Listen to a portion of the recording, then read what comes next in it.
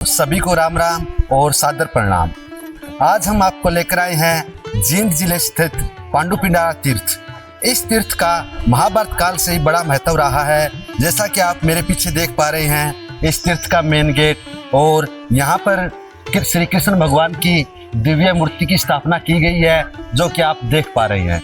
तो आज के इस वीडियो में हम आपको इस संपूर्ण पांडुपिंडारा तीर्थ की यात्रा कराएंगे, भ्रमण कराएंगे। तो इस वीडियो में आप लास्ट तक बने रहिए। यह इस तीर्थ का दूसरा द्वार है। अभी अंदर चलते हैं। यहाँ पर पांचू पिंडारा की मूर्तियां स्थापित की गई है। यही वह पवित्र स्थान, यही वो ऐतिहासिक जगह है जहाँ महाभारत में जिसका बहुत ही अच्छे विस्तार पूर्वक वर्णन किया गया है। माता द्रौपदी, युधिष्ठिर, भीम और नकुल जी की यहाँ पर मूर्ति स्थापना की गई है। और इस साइड में दाहिनी तरफ श्री कृष्ण भगवान और राधा रानी के साथ यहाँ पर श्री कृष्ण भगवान स्थापित है। हम आ गए हैं पांडुपिंडारा तीर्थ के अंदर। तो जैसा कि आप देख पा रहे हैं, यही वह पवित्र जलाशय है जहाँ पर धर्मराज युधिष्ठिर ने आकर अपने पूर्वजों का पिंडदान किया था। महाभारत के युद्ध की समाप्ति के बाद श्री कृष्ण जी भगवान ने धर्मराज युधिष्ठिर से कहा था कि युद्ध में मारे गए सभी ये आपके ही पूर्वज है, चाहे वो कौरवों की तरफ से लड़े थे या पांडवों की तरफ से। तो आपका ये नैतिक कर्तव्य बनता है कि आप इनके पिंडदान कीजिए। तो उनका पिंडदान करने के लिए धर्मराज युधिष्ठिर इस पवित्र धरा पर पहुंचे। ऐसी मान्यता है कि जब धर्मराज युधिष्ठिर अपने पूर्वजों का पिंडदान करने के लिए इस स्थान पर आए, तो उन्होंने सोमवती अमावस्या के इंतजार के लिए पांडवों ने 12 साल तक तपस्या की थी। और 12 साल के बाद अमावस्या आने पर उन्होंने अपने पूर्वजों का पिंडदान इसी स्थान पर किया था। जलाशय के किनारे इस तरह के अनेक मंदिर बने हुए हैं जहां पर श्रद्धालु आकर पूजा अर्चना करते हैं।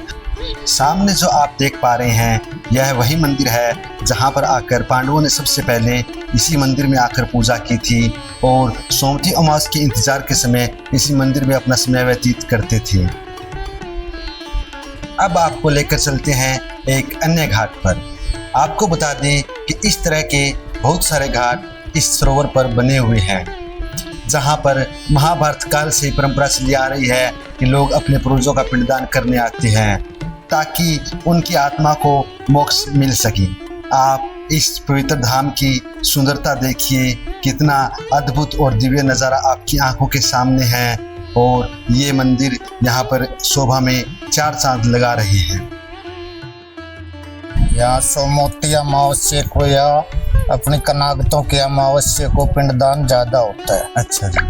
बहुत ज्यादा भीड़ लगती है। अच्छा जी। लाखों की तादाद में। लाखों की तादाद। और सबसे श्रेष्ठ तीर्थ पांडुपिंडारा है या गया जी है, पितृ शांति के लिए। अच्छा जी। हाँ। सोमवती अमावस्या के दिन यहाँ देखने वाली भीड़ होती है। यहाँ पांव रखने के लिए जगह नहीं मिलती। और जैसा हमें एक श्रद्धालु ने बताया, यहाँ के स्थानीय श्रद्धालु ने बताया कि 3-3 किलोमीटर दूर गाड़ियों की पार्किंग बना दी जाती है। तो आप अंदाज़ा लगा सकते हैं, समझ सकते हैं कि ये कितना बड़ा आस्था का केंद्र है, जहाँ पर पूरे देश भर से श्रद्धालु अपने पूर्वजों का पिंडदान करने के लिए इस पवित्र स्थान पर पहुँचते हैं। इस तरह के यहाँ पर 80 घाट बने हुए हैं। आप मेरे पीछे देख पा रहे होंगे कि श्री कृष्ण यानी महाभारत कालीन आज से 5000 साल पहले के ये जलाशय, ये सरोवर जो के त्यों यहाँ पर मौजूद है। और आज भी यहाँ श्रद्धालु देश और विदेश से अपने पूर्वजों का पिंडदान करने के लिए यहाँ पर पहुँचते हैं। इसी स्थान पर धर्मराज युधिष्ठिर ने पांडवों सहित कौरवों के अपने कौरवों की तरफ से जो पूर्वज थे, दोनों तरफ के पूर्वजों का यहीं पर पिंडदान किया था। और श्री कृष्ण भगवान के पर 1.25 करोड़ जो दैविक आत्माएं उस युद्ध में वीरगति को प्राप्त हुई थी, अपने प्राणों की आहुति महाभारत युद्ध में दी थी, उनकी आत्मिक शांति के लिए और मोक्ष प्राप्ति हेतु युधिष्ठिर, धर्मराज युधिष्ठिर ने इसी स्थान पर, इसी धरती पर, इसी पवित्र धरा पर उनका पिंडदान किया था ताकि वो पिंड मोक्ष प्राप्त कर सके और मोक्ष धाम को जा सके। कुरुक्षेत्र की जो 156 किलोमीटर का क्षेत्र है जहाँ पर महाभारत युद्ध हुआ था, तो उस युद्ध क्षेत्र में यह भूमि आती है। कुरुक्षेत्र में जहाँ पर युद्ध की शुरुआत हुई थी, और यह वह पवित्र स्थान है जहाँ पर उन पुण्य देव आत्माओं के जिन्होंने महाभारत युद्ध में अपने प्राणों की आहुति दी थी, उनका पिंडदान यही किया गया था। यानी आप कह सकते हैं यह वह महाभारत की जो घटना हुई थी उसका अंतिम स्थान यही है जहाँ पर उनकी आत्मिक शांति के लिए युधिष्ठिर ने यहाँ पर उनका तर्पण किया था। अपने पूर्वजों के आत्मिक शांति के लिए पिंडदान इसी स्थान पर किया गया था।